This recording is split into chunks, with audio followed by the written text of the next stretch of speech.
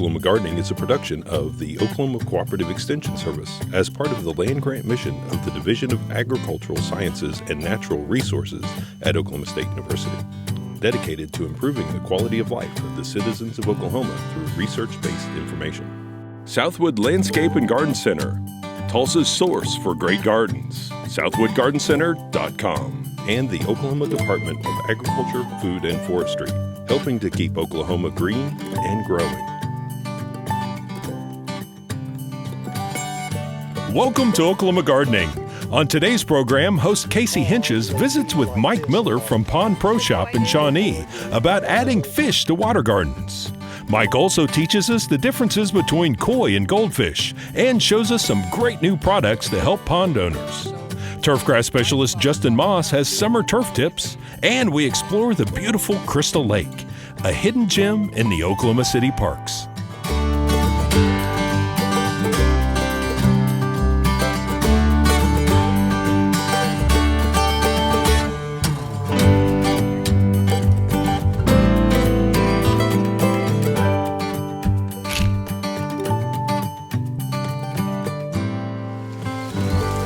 As the temperature starts to warm up this season, I know one of my favorite places in the garden is near the water garden. It's a little cooler and refreshing. And today we're at Pond Pro in Shawnee, and joining us is Mike Miller. And Mike, today we're going to talk specifically about constructing a water garden with koi versus goldfish and some of those differences. Is there a difference? Yes, they're both members of the carp family. The big difference is the size of the fish. Koi could grow up to 36 inches long, although most of them are not that big. But most goldfish are going to stay in the 6 to 8 to 10 inch range. That's going to be it. And the fact that they're smaller means that people can have a few more of them in their water garden than koi. Okay. Because koi grow so large, we need to allow enough room for them to swim around and enough food for them to eat. So if you want bigger fish, go with koi, but if you want more fish, you might go with goldfish. That's or right. Get a bigger water garden. And the other thing to think about when you build your water garden is because they feed like this a lot of times. The koi do? The koi do, and the goldfish do. The koi need to have a deeper pond. Okay. Otherwise, their tail's sticking up out of the water while they're trying to get food off the bottom. So how deep typically for a koi pond? In Oklahoma, you can get by with 30 to 36 inches. Okay. That would be the least amount of space that you'd want. You could get a smaller one, 18 to 24 for goldfish. If we have a really hard winter, then more than 24 inches is important. So we like to have one area in a pond, maybe this big, that is deeper than 24 inches. So another 6 to 8 inches deeper. That way it gives you a place to corral the fish if you drain the pond to get them out, or it gives them a place to stay cool in our hot Oklahoma summers and to stay warm during our cold winters. Perfect. And so one of the big things we always hear about is the waste from koi. Yes. Is that true, that there's more waste with koi? Generally speaking, there is, because they are larger fish. Okay. And so they eat more, and so there's more waste. And people tend to overstock their ponds. Generally speaking, people have way too many fish. We think 4 inches per 100 gallons of water would be sufficient for your koi to grow up. Okay. Now, the problem with that, of course, is that koi have babies, and koi grow 2 to 3 inches a year, so pretty soon you have 18, 24-inch koi, and now your 4 inches per 100 gallons just went right out the window. Right. 500 gallons is a minimum for an adult koi.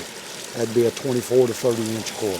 Okay, all right. So, and with goldfish, they tend to reproduce a lot too. Yes, so absolutely. We are overstocking those a lot of times as well? Yeah, they are cousins. They're both members of the carp family, although different branches. It's like the Jones and the Smiths.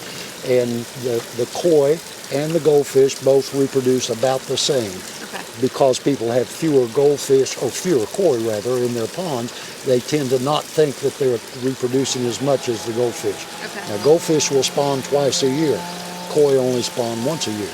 Oh. So you're going to have a difference in their breeding patterns and in the growth of the babies that are called fry. All right, so what are some of the things that we need to think about as far as building our water garden? We might need a larger filter with koi because of the waste, but what about the rock that goes into a water garden? There are two schools of thought. Those koi aficionados who are all about their koi don't want any rocks in their pond because a koi, a prized koi, might rub up against it and brush off a scale, make a bruise, could cut themselves. So they don't want any rock in their pond at all. Koi are notorious for rooting up plants. So a koi aficionado would not have plants in their pond either. It would be fairly straight-sided. It would have a cone-shaped bottom down to a bottom drain, which helps remove the waste. It would have jets coming out from the side. Remember, koi come from rivers. They like to swim against current. So a jet of water coming out the side gives the fish something to play against. Oh, okay. And you'll see them doing that in lots of koi ponds.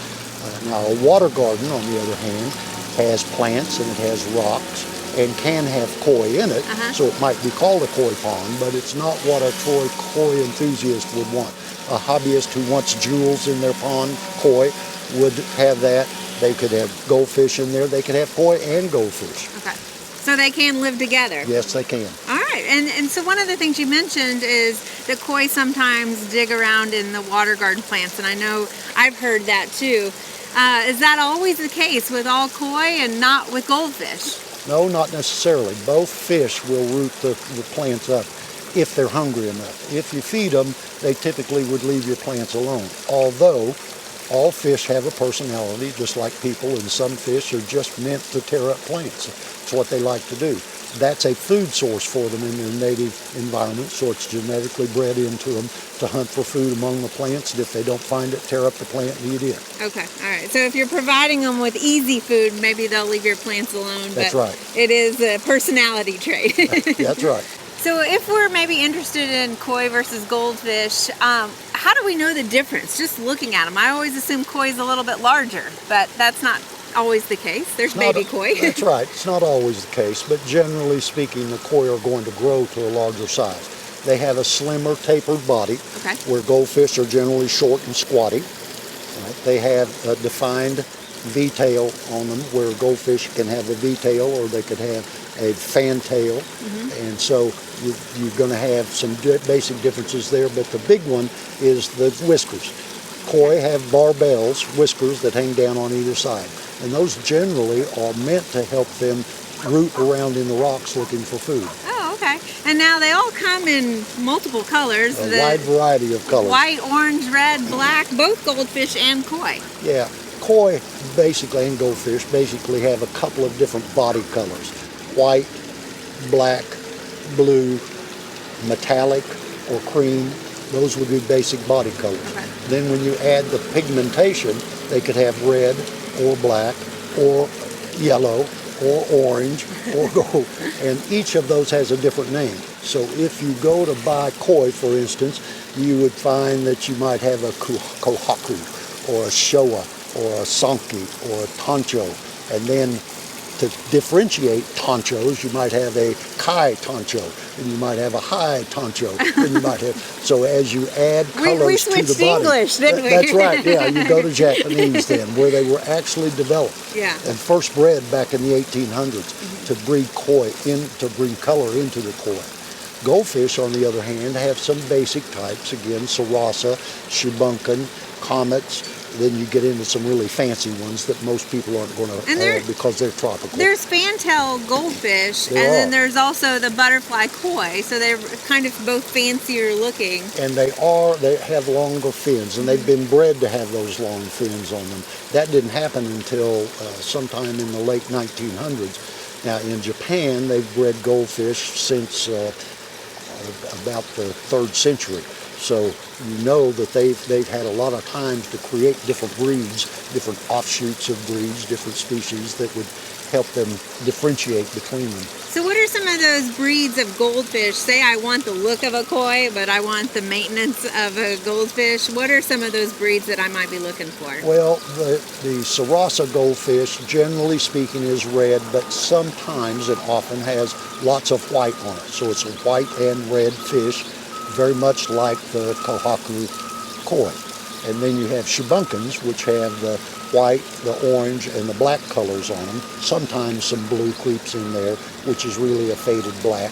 And those would be called a poor man's cord because they have lots of different colors in them, and they really look pretty in a pond. That sounds right up my alley, poor man's goldfish. All right, well, thank you for sharing with us and enlightening us about the different needs of the two species.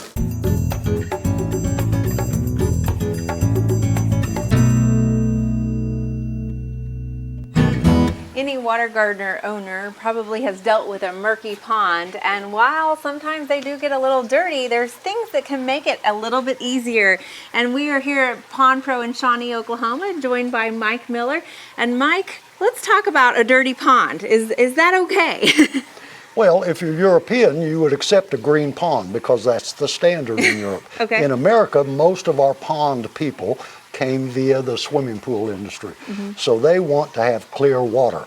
And that's hard to do when you have living things, plants and fish and all kinds of different amphibians living in your pond. You have an ecosystem that changes. Right. That's right. So you've got a lot of bacteria, you've got a lot of things going on.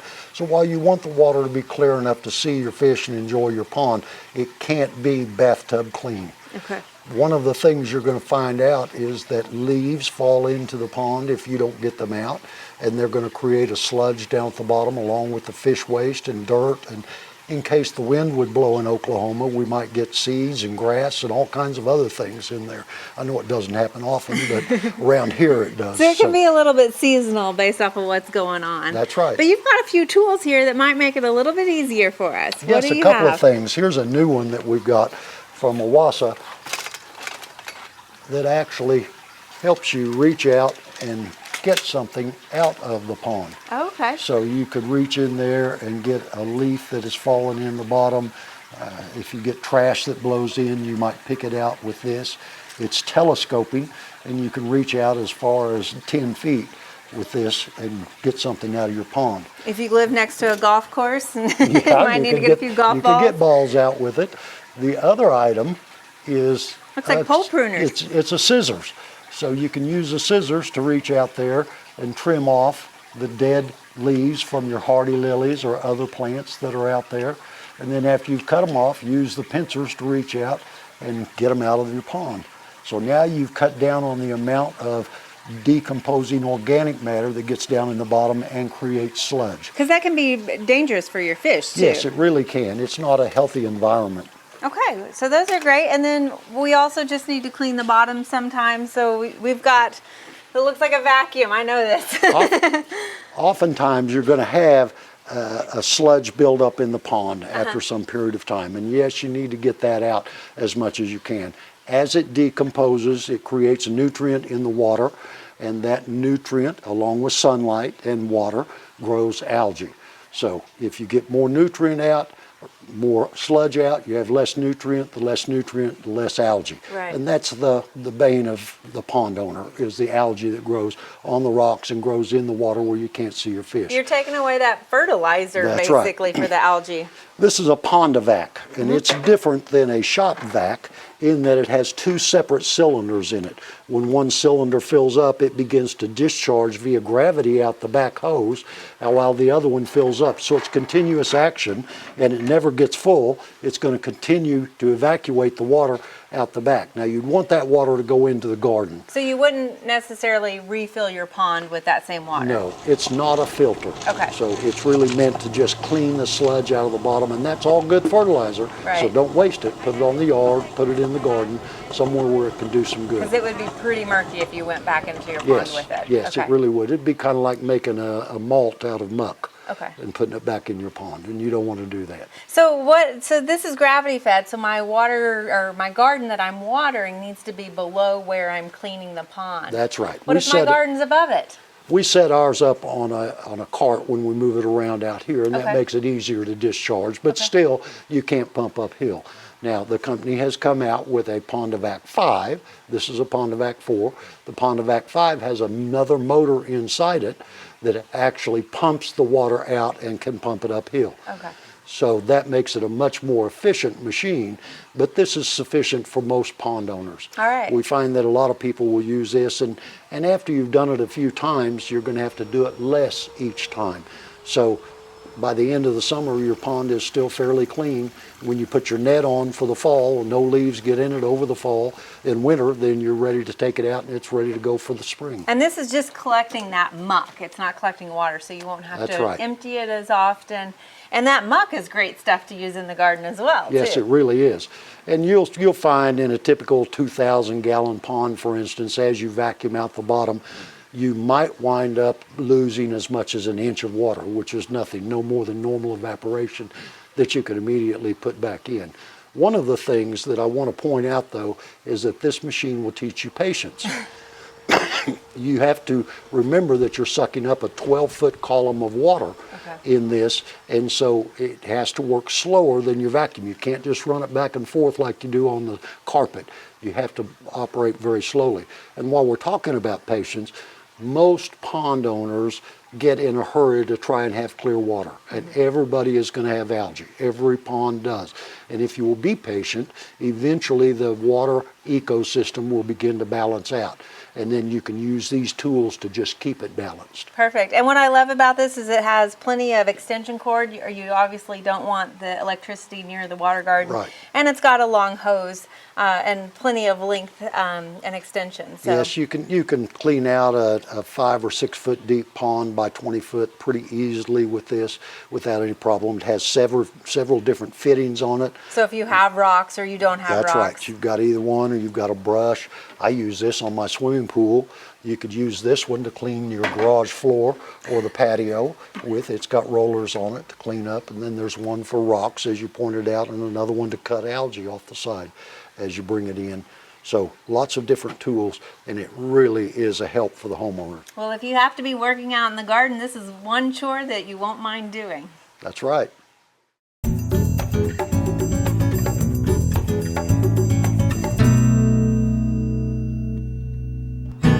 So it's starting to get hot at this time of year, and a lot of times in Oklahoma, you'll look at the weather map, you'll see a big H come drop over our state for high pressure, and sometimes you'll hear a heat dome, things like that. And basically what happens is it gets hot and it gets dry in Oklahoma in the summertime. No big surprise, right? So if you go out in your yard and look around at your Bermuda grass, you're probably going to see some dry areas, some dry spots popping up. And at this time of year, the demand for grasses in your yard, maybe an inch or inch and a half of water, sometimes even up to 2 inches of water per week.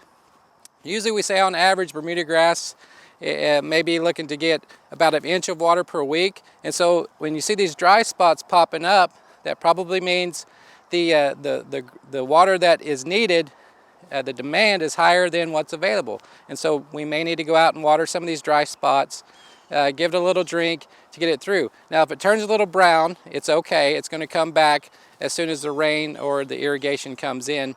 But what can happen is some weeds might start to pop up or show up that maybe you didn't see before. And a lot of times we'll see like crabgrass. That's very common at this time of year. And crabgrass can be controlled with certain post-emergent products, but usually we try to control crabgrass with pre-emergence that we'd put down maybe in late February, early March, maybe repeat in May.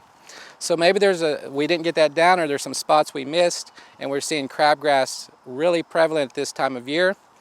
The problem is if we go out and spray a post-emergent product right now, it could really harm our Bermuda grass and really yellow it out, and so even kill the Bermuda grass. So when the temperatures are really high, it's really hot and dry, not a good time to be putting down post-emergent applications for weeds in your yard. You really want to read the label, make sure you're following the proper directions, and only spraying that when the temperature's right outside.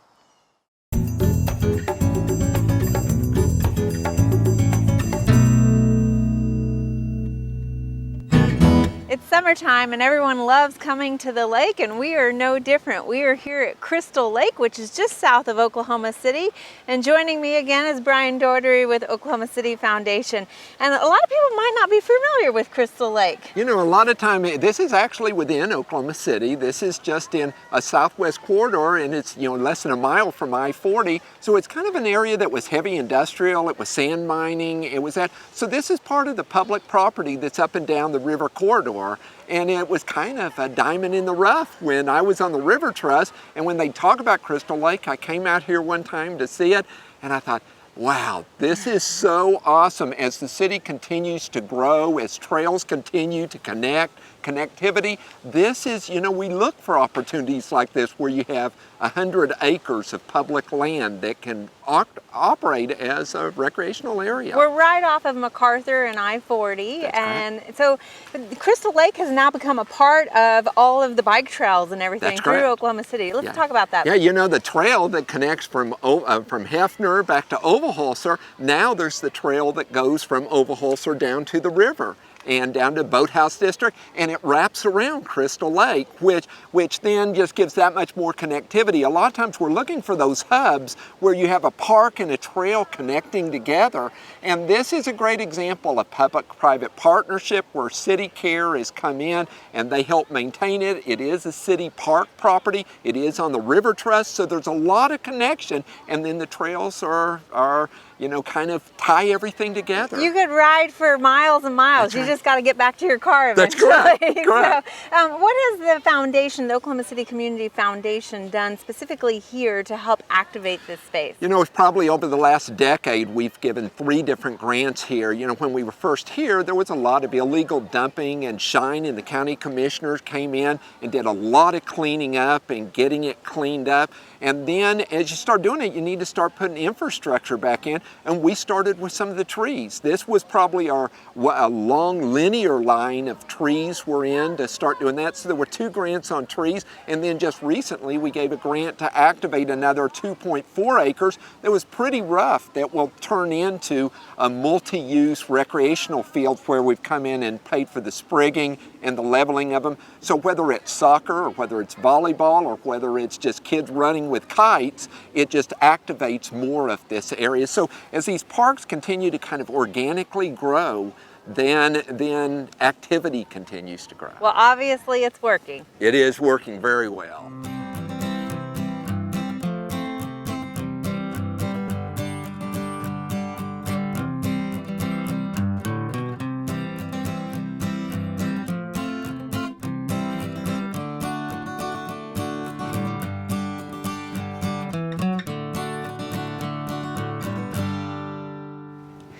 Joining us is Dwayne Richardson, who is responsible for managing this beautiful site at Crystal Lake for City Care. So tell us about how the transformation, what did it used to look like compared to now? Oh, it's a night and day difference. It was an old dumping ground, and City Cares came in and just done some amazing things with the pavilion and the dock. And the bike trail being added now is a wonderful thing, and it's really made a huge transformation. And you mentioned the dock. Now it's actually kind of special because it is handicap accessible, which is unique to a fishing facility. It sure is. We have a spot where if they need it, they can pull right up down here, and it's ADA compatible, and they can take wheelchairs or whatever they need right out there on the dock. That's perfect. And then you also offer archery here? We do. We have a 3D archery course, we have a regular archery course, and we also have a big tower that you can shoot down from over in our archery. And we have a primitive side where they set up our 3D archery over in the primitive side where they can shoot like little deer or pigs or things like that are actual. They look like real animals. Okay, and so when you have camps out here, you've got a camp going on today, you've got a lot of camps, there's a lot of activity for people, and the general public can come out here and use this as well. Absolutely, from daylight to dark, 7 days a week. It opens at sunrise and closes at sunset. All you need is a city fishing permit and a state fishing license. You can put boats in, you can tube, there's no swimming, but everything else goes. And there's a beautiful pavilion if anybody wants to have a party or anything out here? There is. It's open for rent. You can rent the pavilion. You can rent the whole lake if you want for a day. Okay, all right. Well, it's really a nice, lovely place, and you don't feel like you're in the city here. No, you don't. I love it. Yes, I do. Thank you. Thank you.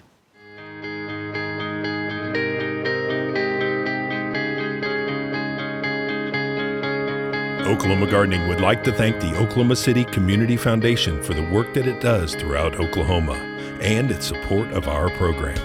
Since 1969, the Oklahoma City Community Foundation has worked with donors to create charitable funds and bring together and empower partnerships that benefit our community, both now and into the future.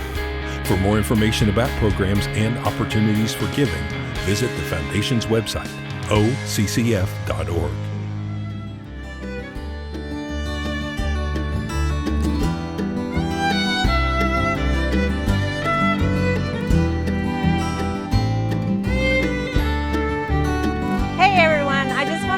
know that in the next couple of weeks you will not be seeing Oklahoma Gardening on our regular time. We will still be aired on the OETA Oakland network, but in the meantime, enjoy OETA's August Fest, and we hope you continue to support programs like Oklahoma Gardening. There are lots of great horticultural events this time of year. Be sure and consider these activities when you're making your plans for the weeks ahead.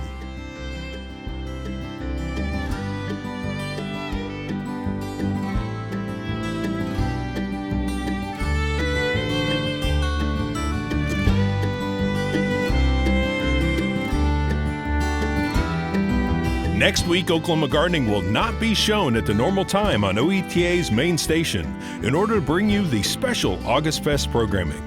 We'll have encore showings of a couple of our favorite episodes on the OETA Oklahoma channel, and we'll be back with all new episodes starting August 19th. So be sure and join us then for more TV you'll grow to love. To find out more information about show topics, as well as recipes, videos, articles, fact sheets, and other resources, including a directory of local extension offices, be sure and visit our website, oklahomagardening.okstate.edu. And we always have great information, answers to questions, photos, and gardening discussions on your favorite social media as well. Join in on Facebook, Twitter, and Instagram. You can find this entire show and other recent shows, as well as individual segments on our Oklahoma Gardening YouTube channel. And tune in to our OK Gardening Classics YouTube channel to watch segments from previous hosts. Oklahoma Gardening is produced by the Oklahoma Cooperative Extension Service as part of the Division of Agricultural Sciences and Natural Resources at Oklahoma State University. The Botanic Garden at OSU is home to our studio gardens, and we encourage you to come visit this beautiful Stillwater jewel. We wish to thank our generous underwriters, Southwood Landscape and Garden Center, and the Oklahoma Department of Agriculture, Food, and Forestry. Additional support is provided by Pond Pro Shops, Green Lake Nursery and the Garden Debut Plants, and the Oklahoma Horticultural Society.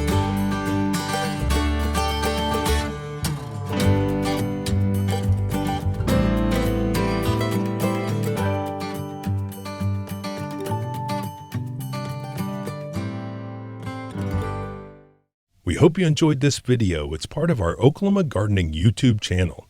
You can also find even more videos on our OK Gardening Classics YouTube channel. And join us on social media for great gardening tips, photos, and discussion.